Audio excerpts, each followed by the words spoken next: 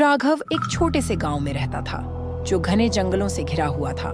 गांव में एक पुराना किस्सा था कि रात को जंगल के अंदर एक रहस्यमयी परछाई घूमती है। लोग कहते थे कि जिसने भी उस परछाई को देखा उसकी मौत निश्चित है। राघव इन सब बातों पर यकीन नहीं करता था और हमेशा इसे सिर्फ एक कहानी मानता था। एक दिन राघव के दोस्तों ने उसे चुनौती दी कि वह रात में अकेले जंगल में जाकर उस परछाई की सच्चाई का पता लगाए। राघव ने हंसते हुए चुनौती स्वीकार कर ली और रात होते ही एक टॉर्च लेकर जंगल की ओर निकल पड़ा। जंगल के अंदर घना अंधेरा था, चारों ओर सन्नाटा पसरा हुआ था। राघव की टॉर्च की रोशनी बस कुछ ही कदम आगे तक दिखा रही थी। वह चलते चलते एक पुरानी वीरान जगह पर पहुंचा जहां उसे हल्की सरसराहट सुनाई दी। अचानक उसकी टॉर्च बंद हो गई। उसने कई बार कोशिश की लेकिन टॉर्च चालू नहीं हुई। अब उसे सिर्फ अंधकार ही दिख रहा था। तभी उसे अपने पीछे किसी के चलने की आवाज आई।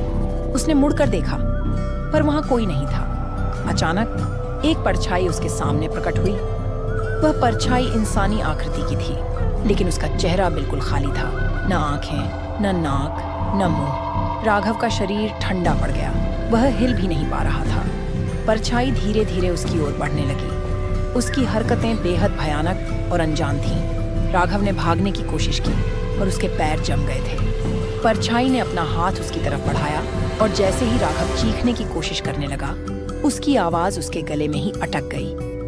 अगली सुबह गांव वालों को जंगल के किनारे राघव का निर्जीव शरीर मिला।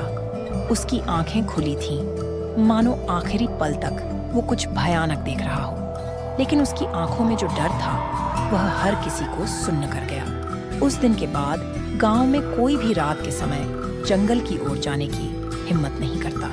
कहते हैं राघव की आत्मा भी अब उस परछाई का हिस्सा बन गई है और जो भी उस परछाई को देखता है उसकी मौत तय है।